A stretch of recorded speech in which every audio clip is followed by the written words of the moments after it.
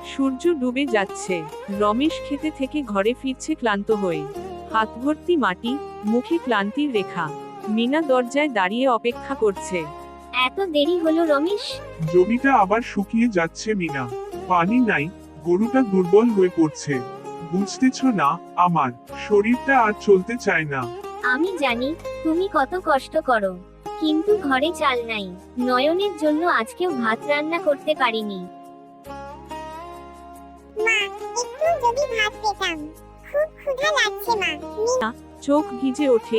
আয় বাবু, একটু গরম পানি দিয়েছি, তাতে লবণ মিশিয়েছি, খেয়ে নিস। রমেশ নীরব দাঁড়িয়ে থাকে। আমি ব্যর্থ।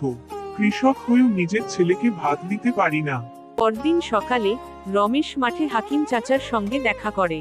কি রমেশ, মন খারাপ করে রইছ কেন? চাচা, এই জমিটা আর ফল দিচ্ছে না। চাষ করেও ফসল হয় না। বাজারে গেলে দাম নাই, ঘরে খাবার নাই। এক কাজ কর, তুই শহরে একটা ট্রেনিং নে।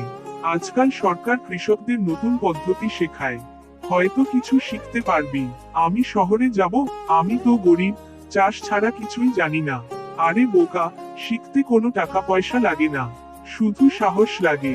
রমেশ সাহেবের বাড়িতে যায়, যিনি জমির মালিক। সাহেব, যদি জমির পেছনের ছোট টুকরাটুকু 1 বছরের জন্য আমাকে দেন, আমি সেখানে নতুন পদ্ধতিতে চাষ করতে চাই। তুই পারবি তো? এই মাঠে আগেও তো তোর ফসল হয় নাই। আমি এবার শিখে করব সাহেব। পানি সংরক্ষণ আর জৈব পদ্ধতিতে চেষ্টা করব।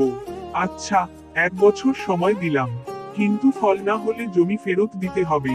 রমেশ শহরে গিয়ে ট্রেনিং নেয়, ফিরে এসে কাজ শুরু করে। নয়ন তাকে সাহায্য করে। বাবা, এই বীজগুলো কেন এত ছোট? এগুলো নতুন জাতের বীজ, একটু খরার মধ্যেও টিকে থাকতে পারে। আর আমরা গোবর থেকে সার বানিয়েছি না, ওটা মাটিতে দিয়েছি। তুমি এত কিছু শিখলে কবে? ইচ্ছা থাকলে শিখা যায়নি না। বছর ঘুরে যায়, মাঠে সবুজ ফসলের ঢেউ। বাজারে ফসল বিক্রি করছে। রমেশ পাটালি, ধান আর শাকসবজি বিক্রি হচ্ছে।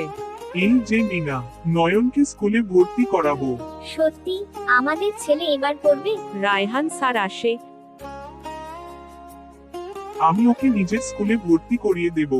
আর হ্যাঁ, এমন বাবার ছেলে হলে ও নিশ্চয় বড় কিছু করবে। রমেশ শুধু গরিব কৃষক ছিল না, সে ছিল স্বপ্ন দেখার সাহসী মানুষ।